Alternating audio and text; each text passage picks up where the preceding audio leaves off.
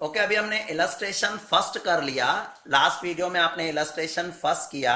अब फर्स्ट जो इलस्ट्रेशन आपने किया उसका होमवर्क आपको एक्सरसाइज में है। कौन सा नंबर सम है? फोर्थ नंबर सम आपको सेम टू सेम है, होमवर्क में आप कर सकते हो। अब मैं आ जाऊंगा इलस्ट्रेशन नंबर 2 पे। सामने से दरवाजा थोड़ा बंद कर दे। इलस्ट्रेशन नंबर 2 पे आ जाऊंगा। क्या है इलस्ट्रेशन 2? इससे भी इजी है।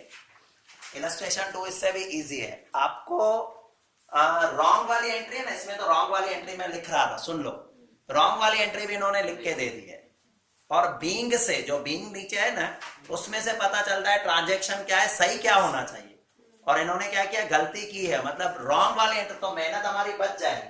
मैं कॉलम बना लेता हूं यहां पर, देखो मेहनत हमारी बच जाएगी क्योंकि एंट्रीज रॉन्ग वाली तो तैयार करके दे दी है। चलो हम देख लेते हैं इलस्ट्रेशन नंबर 2। इलस्ट्रेशन 2 जो दिया है ना, उसमें पूरा खुद उन्होंने एंट्रीज करके दी, बट रॉन्ग एंट्रीज है।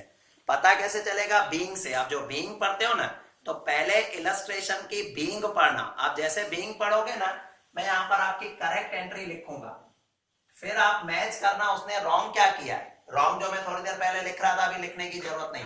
पर उर्मी पहले क्या है, बीइंग पढ़ना।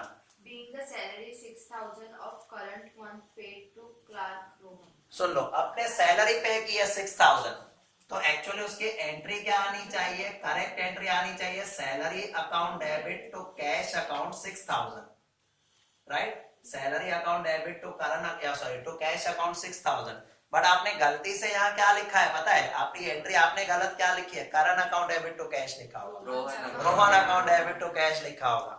मतलब आपको डेबिट किसको करना है? सैलरी को। आपने गलती से, गलत एंट्री लिखनी नहीं है, बट क्योंकि लिखी हुई है रोहन टू कैश, आपने गलती से रोहन को डेबिट किया है, ये रॉन्ग है। आपने ये जो रॉन्ग आपके पास लिखी हुई है, देखो रॉन्ग आपके पास लिखी हुई है, आपने गलती से रोहन को डेबिट किया है, तो रोहन को क्रेडिट करो। और डेबिट किसको करोगे? सैलरी को। मतलब इसकी जो सही एंट्री में लिखूंगा वो क्या लिखूंगा? Salary account debit, salary account debit तो रोहन अकाउंट, नॉट कैश, क्योंकि गलती से रोहन डेबिट हुआ है, तो रोहन को क्या करेंगे? क्रेडिट। समझ में आया ना रोहन क्यों आया? क्लियर? रोहन अकाउंट, अमाउंट कितना है? 6,000। देखो हमने जो मिस्टेक की थी वो सुधरी कैसे? हमें गलती, सैलरी को तो डेबिट ही नहीं किया था, तो सैलरी अभी डेबिट हो गई। रोहन को हमने डेबिट कर दिया था गलती से, अभी रोहन क्रेडिट हो गया। हो गई मिस्टेक सॉल्व हमारी। समझ में आ गया? चलो सेकंड पढ़ो। Being the goods of 8,000 sold to Chetan on credit. सुन लो, ये थोड़ी देर पहले भी मैंने समझा था, इस तरह की एंट्री होती है। इसमें क्या होगा? हमने सेल किया है, एंट्री उसने परचेज की लिखी होगी। बता पहले क्या है? बीइंग फिर से पढ़ दो। Being the goods of 8,000 sold to Chetan on credit. Okay, अब इसकी सही एंट्री क्या है कि हमने सेल किया है, तो Chetan account debit to sale, Chetan account debit to sale कितने का अमाउंट है? 8,000। बट उन्होंने रॉन्ग लिख दिया है। रॉन्ग क्या लिखा है उसने? परचेज अकाउंट डेबिट होगा, परचेज अकाउंट डेबिट टू चेतन। तो मैंने आपको कहा था जब बिल्कुल भी कुछ भी मैच नहीं हो रहा हो, पूरा का पूरा गलत हो, तो रॉन्ग वाली एंट्री को पहले रिवर्स करो। रॉन्ग वाली एंट्री ये है, रिवर्स करूं मतलब मैं क्या लिखूंगा? पहले Chetan account debit to purchase, Chetan account debit 8,000 to purchase 8,000। ये मैंने क्या किया? जो रॉन्ग एंट्री है उसको मैंने रिवर्स किया। अब सही एंट्री लिखूंगा, चेतन अकाउंट डेबिट 8,000, चेतन ऑलरेडी 8,000 डेबिट है, मतलब टोटल चेतन हो जाएगा 16,000। समझ में आया 16 कैसे? और टू सेल, तो सही एंट्री आपकी बन जाएगी Chetan account debit 16,000 to purchase 8,000 to sales 8,000। किसी को कोई भी डाउट आ गया ध्यान में? सर हाँ, वो जहाँ पे परचेज लिखा वहाँ पे परचेज रिटर्न नहीं आया। नहीं, परचेज रिटर्न नहीं होगा क्योंकि हम परचेज किया ही नहीं ना उस पार्टी से। तो अगर परचेज रिटर्न लिखेगा तो क्या होगा? तो तेरे को एंट्री लिखनी पड़ेगी लेजर पोस्टिंग परचेज रिटर्न में, जबकि उस पार्टी से तो परचेज किया ही नहीं। तो अभी थोड़ी इसमें परचेज क्रेडिट क्यों हुआ? थोड़ी देर पहले तूने परचेज डेबिट किया था, रॉन्ग वाली एंट्री में परचेज क्रेडिट हुआ, मतलब अपने आप परचेज, जब लेजर पोस्टिंग होगी ना तो परचेज आपस में कैंसिल हो जाएगा। मतलब तेरी टोटल परचेज भी बढ़नी नहीं चाहिए। तूने डेबिट पे परचेज लिखा 8, क्रेडिट पे परचेज लिखा 8, मतलब अपने आप वो अकाउंट ही क्लोज हो जाएगा। Next third entry. Being the goods worth rupees 20,000 purchased at 10%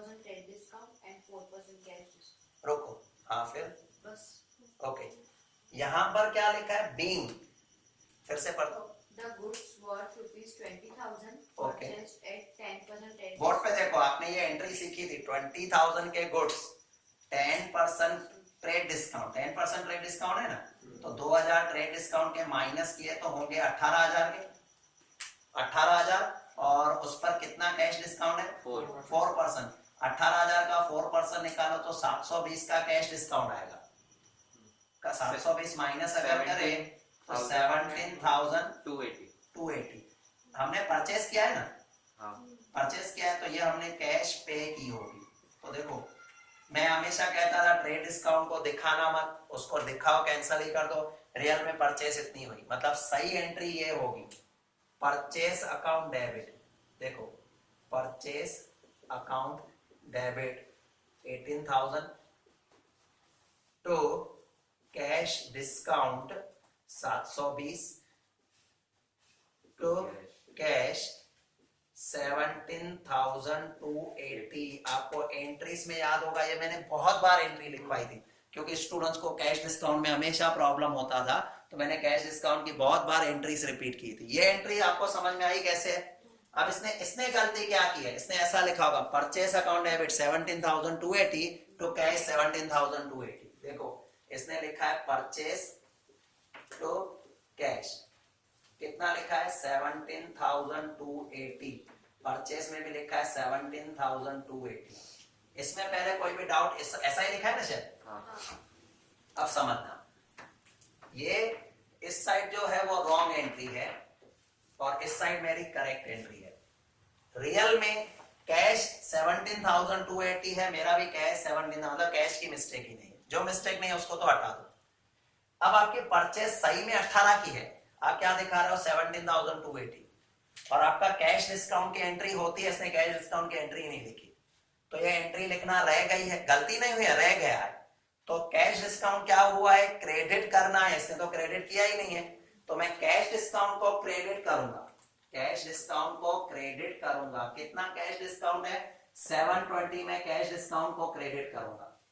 तो डेबिट किसको करूंगा, डेबिट देखो, रियल में परचेस सही में 18,000 की है, एक्चुअली तो परचेस तो 18 की है ना, आपने कितनी लिखी है 17,280, तो कितनी कम लिखी है 720 की कम लिखी है, तो यहां एंट्री आएगी परचेस अकाउंट डेबिट, कितनी 720। अब देखोगे ना, ये एंट्री लिखने के बाद आपका अकाउंट कैसे सही हो गया, बोर्ड पे देखना, आपने 17,280 की तो परचेस लिखी ली है, मैंने दूसरी भी परचेस लिखी 720 की, तो 17,280 और 720 टोटल 18 की हो गई। आपने कैश डिस्काउंट की एंट्री यहां नहीं लिखी है, मैंने कैश डिस्काउंट में 720 डाल दी, और कैश तो वैसे भी सही थी, तो जो मिस्टेक थी एंट्री में करेक्ट हो गई। समझ में आ गया, क्लियर? बढ़े आगे, चलो next. Being the brokerage rupees 10,000 paid for the purchase of building for business. Okay, एक रूल अभी मैंने बताया था, जब भी हम कोई एसेट परचेस करते हैं और उस टाइम कोई भी खर्चा होता है तो उसको एसेट का ही खर्चा माना जाता है। जैसे अगर मैं बिल्डिंग परचेस कर रहा हूं और मैंने उसके लिए ब्रोकरेज चुकाई, तो मैं क्या कहूंगा बिल्डिंग मुझे इतने में पड़ी। ब्रोकरेज अलग से नहीं लिखी जाती है, बिल्डिंग में ही लिखी जाती है। अभी थोड़ी देर पहले भी मैंने समझाया, कोई भी कैपिटल एक्सपेंडिचर हो, मशीन परचेस करो, बिल्डिंग परचेस करो, तो जो खर्चा उससे रिलेटेड होता है वो उसमें ऐड करके दिखाया जाता है। मतलब मुझे करेक्ट में पता है एंट्री ऐसी लिखनी थी, मुझे वो बिल्डिंग में लिखना, बिल्डिंग अकाउंट डेबिट कितना अमाउंट है 10,000, building account debit 10,000 to cash, but मैंने गलती से ऐसा लिखा है brokerage account debit to cash, लिखा है ना ऐसा, ब्रोकरेज अकाउंट डेबिट गलती से लिखा हुआ है, brokerage account debit to cash. अभी कैश में तो कोई गलती है ही नहीं, तो गलती से क्या डेबिट हुआ है, ब्रोकरेज डेबिट हुआ है, तो उसको क्रेडिट कर दो, और बिल्डिंग को क्या करना पड़ेगा, डेबिट। तो आप यहाँ एंट्री क्या लिखने वाले हो, building account debit to brokerage account, building account debit to brokerage account, amount 10,000। Clear हुआ? Building account debit 10,000 to brokerage account 10,000। Next, Being the amount 3,500 written off as bad debts in last year, received in current year from my bank. Okay, अब सुन लो, actually क्या होता है accounts में हमने कुछ सीखा, बहुत सारी एंट्रियां सीखी। एक होता है बैड डेब्ट्स, बैड डेब्ट्स का मतलब पैसे डूब गए, पैसे डूब गए। सपोज किसी पार्टी के पास 5,000 रुपए मेरे बाकी थे, मिस्टर ए के पास 5,000 बाकी थे, नहीं दे रहा था, 2 साल 3 साल 4 साल हो गए, बार बार धक्के खाते खाते खाते मैं उसके पास पहुंचा, नहीं मिला नहीं मिला, मैंने बैड डेब्ट्स कर दी। तो आप जब बैड डेब्ट्स की एंट्री लिखते हो ना, बैड डेब्ट्स की एंट्री, तो बैड डेब्ट्स अकाउंट डेबिट। अच्छा, पहले जब उसको सेल की थी तो एंट्री ऐसी आई होगी, A account debit to sale, A account debit to sale. 5,000 रुपए की मुझसे चीजें लेके गया, 1 महीने के उधार पे, मैं 1 महीने 2 महीने 4 महीने 6 महीने 1 साल से धक्के खा रहा हूँ, पैसे ही नहीं दे रहा है, तो उसका अकाउंट मेरे में लिखा हुआ है ए अकाउंट डेबिट, मेरे में उसका अकाउंट बना हुआ है कि उससे 5,000 लेने हैं, लेने पर दे ही नहीं रहा है, तो मैं बार बार क्या हर साल उसका अकाउंट बनाता रहूंगा, छोड़ दो, नहीं दे रहा है तो मैंने लिख लिया bad debts account debit to A account, A. क्यों? क्योंकि डेटर के नाम लिखते हैं। अब ये मेरे अकाउंट में से हट गया, मुझे सामने आएगा ही नहीं, दिखाई नहीं देगा, मैंने इसका अकाउंट फाड़ दिया, काम का ही नहीं, पैसे ही नहीं दे रहा तो अकाउंट रख के करूंगा क्या? क्लियर हुआ? बट सपोज हुआ क्या, 2-3 साल के बाद, मतलब ये मैंने एक लॉस समझकर कैंसिल कर दिया, बैड डेब्ट्स को हम अपना लॉस मानते हैं, लॉस समझ के हमने कैंसिल कर दिया। अब 2-3 साल के बाद उसकी अंतरात्मा जागी, उसको ऐसा लगा कि सर के पैसे खाए हैं, नुकसान ही नुकसान हो रहा है, चलो जाके देख के आता हूं, तो वो पैसे दे रहा है मुझे। अब पैसे दे रहा है तो उसकी एंट्री में क्या लिखूंगा, कैश अकाउंट डेबिट। कौन दे रहा है? ए। तो अगर मैं ए का नाम यहां लिख लेता हूं तो ये ऐसा लगेगा कि ए से मैंने उधार लिए, उधार थोड़ी लिए यार, ये तो वो अपना पैसा दे रहा है, बट उसका पैसा तो मैं कैंसिल ही कर चुका हूं, उसका पैसा तो मैं कैंसिल ही कर चुका हूं, लॉस मान चुका हूं उसको। तो अब मैं ए के नाम से पैसा नहीं लिख सकता हूं, क्योंकि ए के नाम से लिखा तो मुझे मेरे बुक्स में ऐसा दिखाई देगा कि मैंने उससे उधार लिए, जबकि उसके तो लिए थोड़ी है। तो उसके लिए एक नाम यूज होता है, to bad debts recover, return है, रिकवर कह सकते हो, रिटर्न भी कहो चलेगा, बट रिटर्न में स्पेलिंग ध्यान रखना, RETURN लिखना, एक वो वाली भी आती है। बैड डेब्ट्स रिकवर हुआ, ये हमारी इनकम है, ये हमारी इनकम है। यहां भी कुछ केस ऐसा ही हुआ है, हमारे पास पुराना पैसा आया है तो एंट्री आएगी cash account debit to bad debts recover लिखना है। कितना अमाउंट है? 3,500 ये लिखना था, और मैंने गलती से क्या लिखा है बताओ तो, cash account debit to Mayank account, to Mayank account, amount है 3,500। इसका मतलब देखो कैश में तो कोई मिस्टेक हुई नहीं, कैश तो सही है, कैश लिखना है, कैश सही है, हमने गलती से मयंक को क्रेडिट किया है। ये एंट्री लिखने के बाद ऐसा लगेगा कि मयंक से मैंने पैसे उधार लिए, उधार थोड़ी लिए, उसने मेरे को खुद के पैसे दिए। तो मयंक जो गलती से क्रेडिट हुआ है उसकी करेक्शन करने के लिए मयंक को डेबिट करो, मयंक को डेबिट करो, और क्रेडिट किसे करोगे? जो सही है, बैड डेब्ट्स रिकवर। तो इसकी एंट्री ऐसी आ जाएगी, Mayank account debit, Mayank account debit to bad debts recover account, Mayank account debit to bad debts recover account, amount में आ जाएगा 3,500। अब देखो आपने ये एंट्री लिखने के बाद क्या होगा, आपने गलती से ये मयंक को क्रेडिट किया था, गलती से मयंक को क्रेडिट किया, वापस देखो डेबिट किया, मतलब मयंक का अकाउंट आपका क्लोज हो गया। समझ में आया? क्लियर हुआ? आगे बढ़ो। Being the amount 14,000 paid to Bhavesh for cash purchase. Okay, अब हमने भावेश से कैश परचेस की है, भावेश से कैश में परचेस की है, तो उसकी एंट्री, करेक्ट एंट्री हमारी ऐसी आएगी, परचेस अकाउंट डेबिट, पहले हमेशा करेक्ट सोचो, टू कैश, क्योंकि जब हम किसी से कैश में परचेस करते हैं तो उसका नाम थोड़ी लिखते हैं। करेक्ट एंट्री है परचेस टू कैश। हमने क्या लिखा है? भावेश टू कैश लिख लिया है। अब सोचो कैश में कोई मिस्टेक नहीं है, कैश सही है, गलती से भावेश डेबिट हुआ है, डेबिट भावेश नहीं होना चाहिए, डेबिट क्या होना चाहिए? Purchase.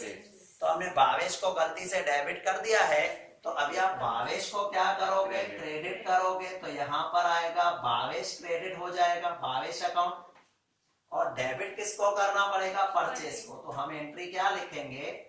Purchase account debit, amount कितना है? 14,000। परचेस अकाउंट डेबिट 14,000 तो Bhavesh account 14,000, purchase account debit 14,000 to Bhavesh account 14,000। Next, Being the amount 18,400 of income tax paid by check. Okay, हमने क्या किया है, इनकम टैक्स का पैसा चेक से बढ़ा है। अब रूल सुन लो, इनकम टैक्स हमारा पर्सनल खर्चा होता है। इनकम टैक्स मैंने आपको बताया, LIC life insurance income tax ये हमारा पर्सनल खर्चा है। मतलब करेक्ट में ये एंट्री आनी चाहिए, drawing account debit to to bank, क्योंकि चेक से पे किया है। Drawing account debit to bank, but हमने क्या लिखा है गलती से, income tax to bank. Income tax ऐसे लिखा है, हम इनकम टैक्स वालों को उधार दे रहे हैं। इनकम टैक्स टू कैश, अभी कैश टू बैंक, हाँ सॉरी, बैंक में कोई मिस्टेक नहीं है। चलो बैंक गलती नहीं है, गलती से इनकम टैक्स डेबिट हुआ है, गलती से इनकम टैक्स को क्रेडिट कर लो। और सही में क्या आना चाहिए, ड्राइंग आना चाहिए। तो इसकी करेक्ट एंट्री हमारे लिए क्या आ जाएगी, drawing account debit to income tax account, drawing account debit to income tax account. Right, समझ में आया? बढ़े ना आगे, ये 7th हो गया। कितने हैं, कितने, 9। ओके, इसके बाद आ जाओ 8th। Being the goods of 12,000 returned by Rita. रुको recorded रुको, in purchase. ऐसे भी नॉर्मली एंट्रियां मिस्टेक में आते, जो परचेज और सेल का बता ना, वही लॉजिक है। Being goods of rupees 12,000 return, by Rita recorded Okay. in purchase. रुको, रिटर्न बाय रीटा, रीटा ने हमें रिटर्न किए हैं, तो ये हमारी सेल्स रिटर्न हुई। तो सेल्स रिटर्न की बताए करेक्ट एंट्री क्या होती है, हमारे पास चीजें आ रही है तो सेल्स रिटर्न अकाउंट डेबिट तो रीटा अकाउंट। ये वही हुई कि हुआ परचेज है, हमने सेल लिख लिया है, वही। आगे पढ़ो तो, Recorded in purchase return. Okay, हमने परचेज रिटर्न बुक में एंट्री हमने क्या लिखी है बताओ तो। Rita's account to purchase return. देखो हमने लिखा है Rita to purchase return, Rita to purchase. But अब देखो दोनों में कुछ भी कॉमन नहीं है, तो मैंने क्या कहा, जो रॉन्ग है उसको पूरा रिवर्स करो। पहले अमाउंट कितना है, 12,000, 1200। पहले रॉन्ग को पूरा रिवर्स करो, मतलब रीटा डेबिट है तो आप रीटा को करो क्रेडिट टू रीटा। तो रीटा अकाउंट कितना अमाउंट है, 1200। और परचेज रिटर्न जो क्रेडिट हुआ है, तो परचेज रिटर्न को मैं डेबिट करता हूं। Purchase return account debit 1200, purchase return account debit 1200। तो जो देखो गलती से क्रेडिट हो गया वो सही हो गया। अभी सही वाली एंट्री लिखो, सेल्स रिटर्न अकाउंट डेबिट, तो सेल्स रिटर्न को डेबिट किया, सेल्स रिटर्न। हाँ, दोनों के अमाउंट भी अलग है। अमाउंट अलग है, हाँ। हाँ तो पढ़ो। सही में 12,000 है, करेक्शन। तो नीचे क्वेश्चन पढ़ दो फिर से। Being the goods of 12,000 returned okay, by return है तो ये 12,000 है और वो 1200। और वो गलती से 1200, मतलब जो पहले रॉन्ग है ना 1200 है, तो मैंने उसको करेक्ट किया 1200 और रीटा में भी 1200। अभी सही में सेल्स रिटर्न है 12,000 की, तो यहाँ पर सेल्स रिटर्न में 12,000 दिखा दूंगा और तो रीटा में 12,000 दिखाने, 12,000 1200 ऑलरेडी दिखाए हुए, तो इसका टोटल हो जाएगा 13,200। इसका टोटल कितना होगा, 13,200। समझ में आया 13,200 कैसे, 1200 वो जो पहले थे और 12,000 दूसरे। Clear? Next, being the amount of 20,000 paid after deducting 5% discount for the scooter purchased for personal use. Okay, अभी सुन लो, यहाँ पर क्या हुआ, हमने एक स्कूटर परचेज किया है। कितने का स्कूटर है, बीइंग पर फिर से, Being the amount of 20,000 paid after deducting 5% discount for the scooter purchased for personal use. सुन लो, 20,000 का एक स्कूटर था। मैं दुकानदार के पास गया, यार पहचान वाला है, डिस्काउंट दे, उसने 5% डिस्काउंट दिया। अब 5% डिस्काउंट काट के जो पैसे उसने 1,000 माइनस करके मुझे कितने पैसे देने पड़े, 19,000। बोर्ड पे देखो, खास इंपॉर्टेंट है sir, paid paid after after deducting. मतलब ये फाइनल अमाउंट है। ओके ओके, ऊपर अमाउंट देखो क्या लिखा, 20 नहीं, ये फाइनल अमाउंट नहीं है, उसके वर्डिंग लिखने में मिस्टेक है। फिर से पढ़ो, मैं क्लियर करता हूँ। देखो पढ़ता हूँ फिर से। Being the amount of 20,000 paid after deducting हाँ, इसका मतलब है being amount of 20,000 paid after deducting 5% discount, मतलब 20,000 का जो अमाउंट हमें पे करना था वो पे किया है डिस्काउंट काटने के बाद। ऊपर एंट्रीज में ही आइडिया आएगी। देखो स्कूटर 20 का लिखा है और 5% डिस्काउंट 1,000 करके उसने 19 पे किया है, 19 पे किया है। तो मैं भी वही कह रहा हूं, अब रियल में ये पर्सनल यूज का स्कूटर है, पर्सनल यूज का स्कूटर है तो ये तो ड्राइंग होनी चाहिए। और दुकान से मैं कितने पैसे ले रहा हूं, 19,000 ले रहा हूं ना, तो सही में मेरी एंट्री जो आएगी ना वो ऐसी आएगी, ड्राइंग